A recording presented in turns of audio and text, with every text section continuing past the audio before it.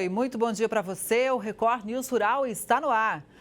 Trabalhadores que antes deixavam o local de origem no norte de Minas Gerais para colher café em outras regiões, hoje cultivam a própria terra. Eles usam a experiência que acumularam ao longo dos anos para cuidar da lavoura. Entre as montanhas da Serra do Espinhaço, em Serranópolis de Minas, no norte do estado, uma nova vocação vem brotando nas comunidades rurais. O cultivo de café sempre existiu por aqui, mas agora ganhou força e profissionalismo. Jorge e Luciana, por exemplo, começaram a lavoura em 2020. Que é o que começamos e daí fomos abrangindo, né, plantando os poucos e devagarzinho, com a fé em Deus, aí já vamos crescendo aí aos pouquinhos, né? Hoje são 10 mil pés. Na próxima safra, o casal espera colher pelo menos 20 sacas. A nossa renda hoje é disso. Quem também aposta na produção é a Almeci. Com 5 mil pés plantados na Fazenda Curral de Pedras, ele está prestes a colher a primeira safra. Eu vou colher, estou na expectativa boa, que vai ter uma colheita até boa. Pretendo ampliar mais, né? O que une esses produtores é a trajetória. Antes de plantar no norte de Minas, eles iam ao sul do estado trabalhar nas lavouras. Depois de anos no batente, perceberam que era hora de usar o que aprenderam para cultivar os próprios frutos. Desde os 12 anos, trabalhei aí um período longo para lá, né? Aí de lá foi vindo os incentivos, né, vendo os cafés lá e ia para lá nos períodos de capina, aí depois ia para as roação, né, e da roação fazia as colheitas, assim que encerrava as colheitas a gente retornava para cá, para nossa região aqui, ficava alguns meses fora. Permaneci lá por uns 20 anos colhendo café, aí depois a região começou, alguns produtores começaram a plantar café e despertou, né. Em mim também de começar a plantar café. O início não foi fácil, mas com o apoio técnico e orientação gratuita do Programa de Assistência Técnica e Gerencial do Sistema FAENG-Senar, o cenário começou a mudar. Foi assim que Almeci descobriu que precisava corrigir o solo para garantir bons resultados. Jorge e Luciana também viram avanços. Ela se especializou, fez cursos de torrefação e degustação. O atendimento com a técnica começou há mais ou menos 1 ano e meio. O progresso é visível. Quando eu cheguei até essas propriedades, né, os produtores eles tinham dificuldade de estar executando o manejo, o tempo determinado, o controle de pragas e doenças também não era feito da maneira adequada, né, no tempo certo. Também os produtores tinham grande dificuldade em relação à nutrição das plantas e também não adubava de acordo, então isso daí foi um fator determinante hoje para a gente conseguir uma melhoria na questão da lavoura, na questão de produtividade e rentabilidade da cultura. Outro ponto que favorece a produção é o clima ameno e a fartura de água na microrregião. A combinação resulta em cafés com notas adocicadas, corpo cremoso e acidez cítrica, características valorizadas no mercado. Nós temos vários rios na região, né? E isso também ajuda bastante na produção do café, né? Porque a gente tem as irrigação, né, no café e o clima também ajuda bastante, né, a produção do café. Hoje, 30 produtores já são atendidos pelo programa em Serranópolis de Minas, com o apoio do Sindicato dos Trabalhadores Rurais de Porteirinha. De trabalhadores braçais a donos da própria produção. Para quem trocou a enxada emprestada pelo próprio negócio, o sentimento é de conquista. Isso daí é um sentimento de muita gratidão, porque hoje a gente trabalha para a gente mesmo. Bom demais, né? E a colheita do café se aproxima, mas os grãos ainda não atingiram o tamanho ideal.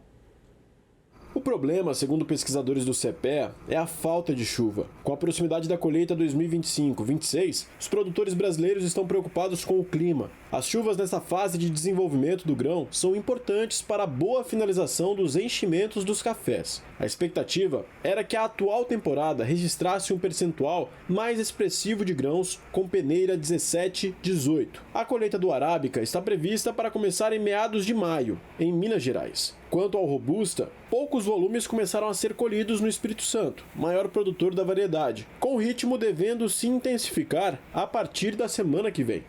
O preço do frango está subindo. A alta acumulada no mês é de 11%.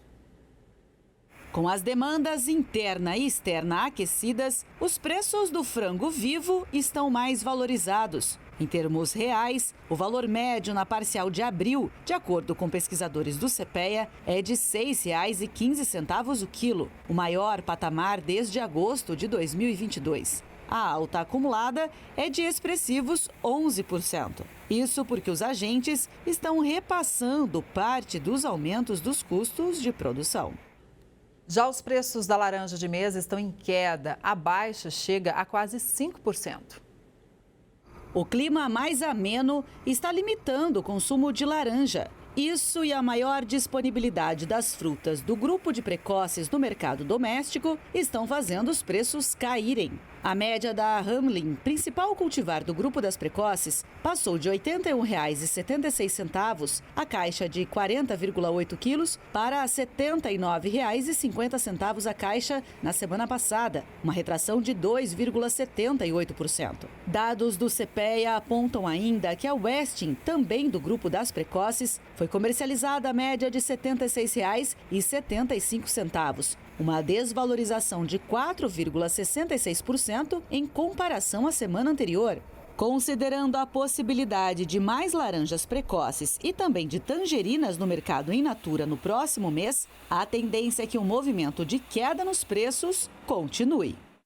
Ele é de São Paulo, ela do Rio de Janeiro e juntos foram pioneiros no sul de Minas Gerais. Na bagagem, o desafio de plantar baunilha em Santa Rita do Sapucaí. A experiência deu certo e o casal está prestes a começar a primeira colheita. Ela é verdinha e precisa de sustentação. É a queridinha da propriedade do Pedro e da Paula, que fica em Santa Rita do Sapucaí, no sul de Minas. Essa é uma plantação de baunilha. Tudo começou depois que a Paula viu uma reportagem e se interessou pelo cultivo. Uma muda, agora centenas de pés. A gente tem uma plantação de baunilha que começou em 2014 para 2015 na minha casa na cidade com um exemplar que era um hobby. E comercialmente a gente começou a trabalhar com baunilha a partir de 2020 para 2021.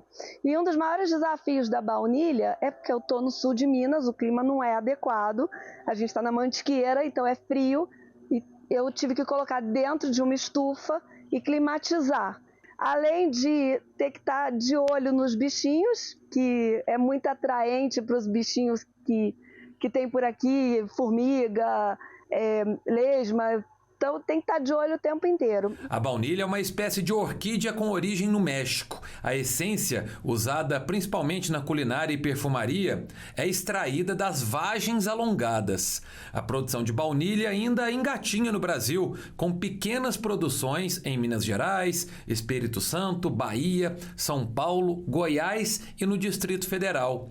Como se trata de algo ainda muito novo, pouco difundido por aqui, Pedro e Paula buscam sempre por aprendizado. Esse ano a gente vai fazer uma viagem agora em abril, a gente está indo para Nova York num evento de café e a gente depois vai seguir para Miami, onde tem uma universidade e eles estudam baunilha ali. E a gente vai procurar saber mais informações. Eu faço parte de um grupo que tem pesquisadores de baunilha e produtores de baunilha, a gente troca bastante informação e a gente está aprendendo bastante. Mas ainda é muito cedo. A gente colhendo essas primeiras baunilhas que, apesar de nova, ela não vai ter muita vanilina, que ela é muito novinha, mas pelo menos a gente pode aprender as técnicas de desidratação, de maturação da baunilha, que demora de 2 a 4 meses. E a gente vai aprendendo. A fazenda da família tem ainda o café como carro-chefe e a produção de mel. Uma cultura acaba complementando a outra. Através do programa de ATG do mel, a gente aprendeu a gestão do nosso apiário e a gente consegue replicar. A Paula faz isso muito bem, replicar essa gestão aqui na baunilha. Eu anoto tudo, cada pé é uma identidade e eu sei exatamente desde de pequenininho até a hora que começou a dar fruto, tudo que eu utilizei nele, o tempo, quanto tempo ele demorou para desenvolver, tudo a gente vai colocando.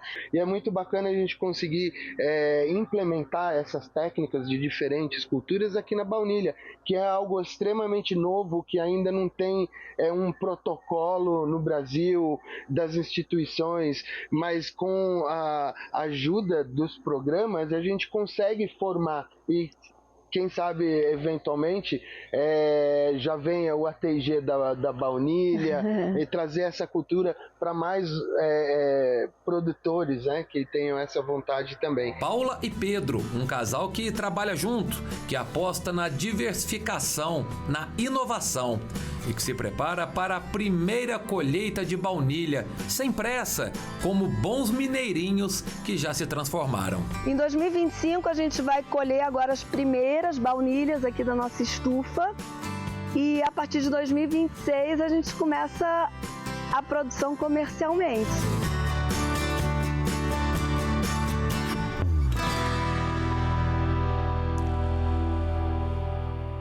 A Confederação Nacional da Agricultura e Pecuária do Brasil, CNA, entregou para o Ministério da Agricultura o Plano Agrícola e Pecuário 2025-2026. A proposta reúne 10 pontos prioritários para o agronegócio e o produtor rural, com o objetivo de contribuir para a elaboração do Plano Safra 2025-2026, que visa apoiar e financiar a produção agropecuária do Brasil. Federações de agricultura e pecuária, sindicatos rurais, produtores e entidades setoriais participaram da elaboração do documento. A principal feira de tecnologia do agronegócio na América Latina começa hoje no interior paulista. Ribeirão Preto cedia a AgriShow até sexta-feira. Mais de 800 marcas expõem as novidades do setor em 520 mil metros quadrados. Então, para saber mais, eu converso agora com Pedro Estevão, que faz parte da organização da AgriShow e também é presidente da Câmara Setorial de Máquinas e Implementos Agrícolas da BIMAC. Bom dia, Pedro. Seja muito bem-vindo ao Record News Rural. Bom dia, agradeço a oportunidade de conversar com vocês. Pedro, a ansiedade para todo mundo é grande, né, pela AgriShow. São muitas novidades apresentadas. Eu imagino para vocês também, né? Como é que está a expectativa? Afinal, essa é uma edição especial, a 30ª. Verdade, a AgriShow ela é muito esperada. Os fabricantes trabalham muito para apresentar os produtos novos. Há muita novidade que o pessoal deixa para apresentar no AgriShow. E a gente tem mostrado ano a ano uma quantidade muito grande de novidades, porque as máquinas de uns 10 anos para cá começaram a ter muita, a que a gente chama de tecnologia embarcada. E essa tecnologia embarcada basicamente são software e hardware. Então as máquinas modernas funcionam como se fosse um grande celular. Elas conseguem captar dados da operação, dados do meio ambiente. Então a máquina está trabalhando, ela consegue olhar, verificar o que está acontecendo na operação, olhar um banco de dados que pode estar na máquina ou fora da máquina e tomar a melhor decisão, que o pessoal chama isso de inteligência artificial ou algoritmos que fazem com que o agricultor ganhe muito, seja na parte da operação da máquina, seja na parte agronômica ou na parte de gestão. E tudo isso acaba levantando uma grande quantidade de dados, que isso com a inteligência artificial, hoje você consegue verificar com lupa o que está acontecendo lá na sua propriedade.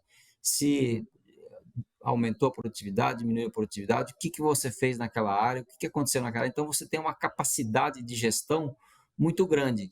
Então, as máquinas hoje estão nessa direção, ou seja, sempre levando inteligência artificial para o campo e melhorando a gestão da fazenda.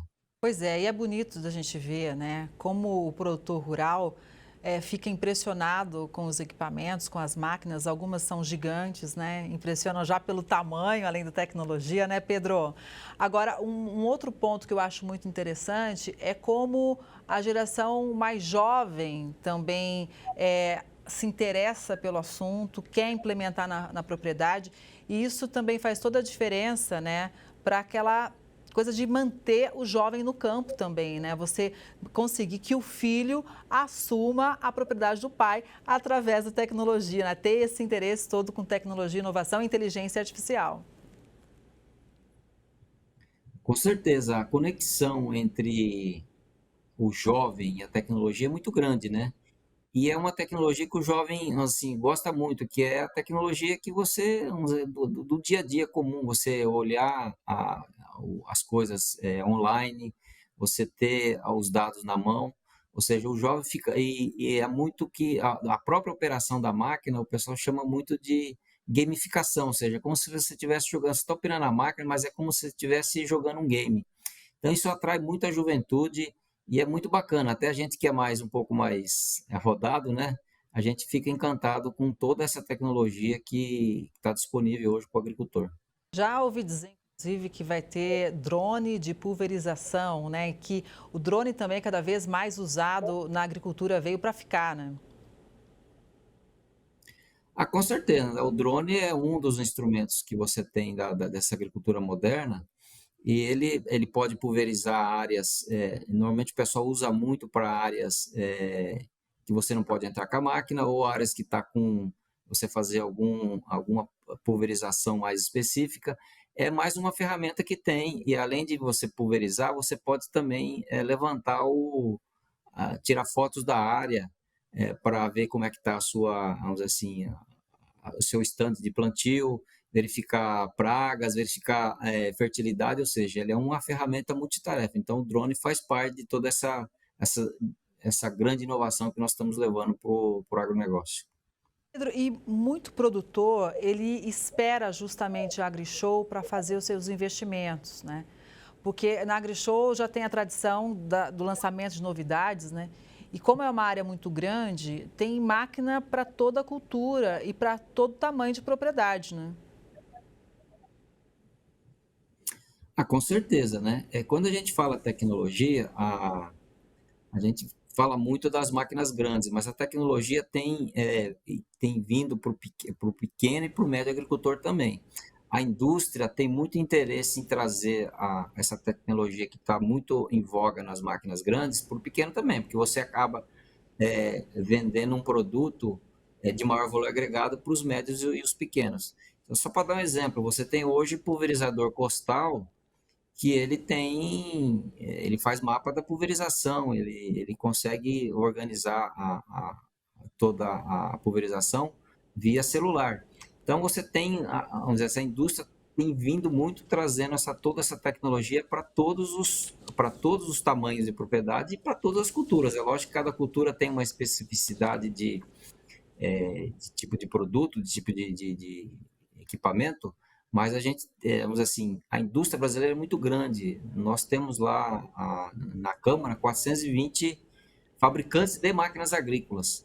Por isso que você tem 800 marcas lá expondo, porque além dos 420 fabricantes de máquinas agrícolas, nós temos um pessoal de fabricante de irrigação, armazenagem, o pessoal de software, o pessoal de toda a parte financeira está lá. Então, vamos dizer assim, a feira consegue juntar todo o agronegócio para fazer um ambiente com que fique fácil fazer negócio. Por isso que atrai tanta gente.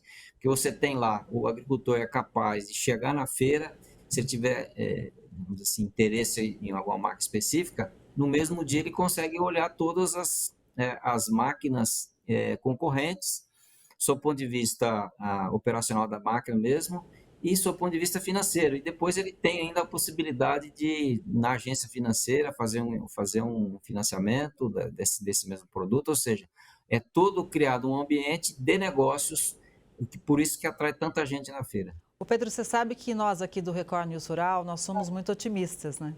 E eu gostei bastante de ver essa projeção de negócios aqui, porque o crescimento estimado da BIMAC é alto para 2025, né?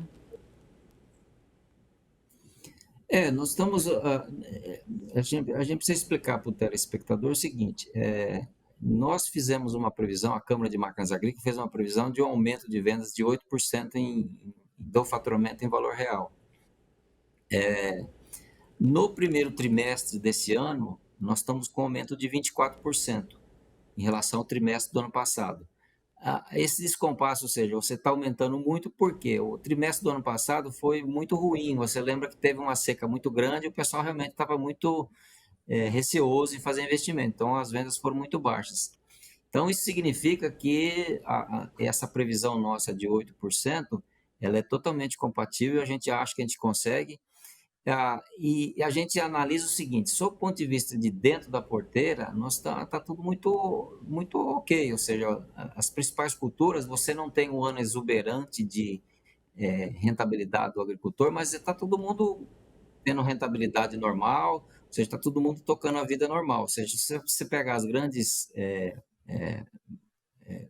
destinos das máquinas, soja, milho, café, algodão, cana, arroz, não tem nada assim ruim, ou seja, está todo mundo tendo uma boa rentabilidade, por isso a gente está muito animado. A única coisa que esse ano nos está atrapalhando o negócio é a taxa de juros. Você sabe que o plano safra, ele dura basicamente 6 meses, você fica com um período agora, por exemplo, agora nesse período a gente está sem plano safra, o juro é muito caro. Então isso acaba travando um pouco dos negócios nesse período que nós estamos agora. Então, na feira, o que vai acontecer na feira? Mesmo que você não tenha as linhas de financiamento abertas, o pessoal pega muito pedido para entregar a partir de julho, que quando começa o novo Plano Safra, o Plano Safra 25 e 26. Então, a partir de julho, você tem o Plano Safra em vigor e o pessoal acaba... Esses pedidos que nós pegamos no AgriShow agora em maio, a gente acaba entregando em julho. E, logicamente, você tem outros instrumentos. Você tem o pessoal que compra à vista, você tem o pessoal que faz consórcio, tem o pessoal que faz as linhas em dólar, que são os grandes agricultores. Então, você tem alguns outros instrumentos alternativos de financiamento. Então, com tudo isso, a gente acha que o mercado, olhando o trimestre, está indo muito bem. Sob o ponto de vista do agricultor, está indo muito bem. Então, a gente está bastante otimista com o resultado do volume de intenções de compras que a gente está esperando por esse AgriShow. Coisa boa, né? Tem negócio fechado durante a feira e no pós-feira também, né? Conforme você explicou para a gente.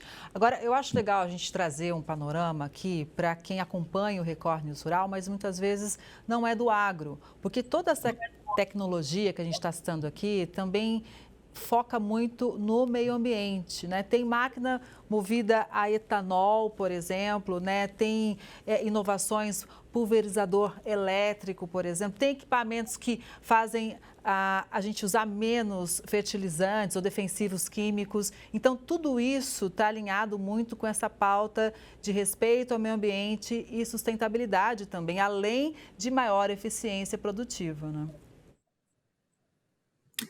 Com certeza, né? Nós temos a indústria, de uma forma geral, está trabalhando para ter motores, máquinas movidas a etanol.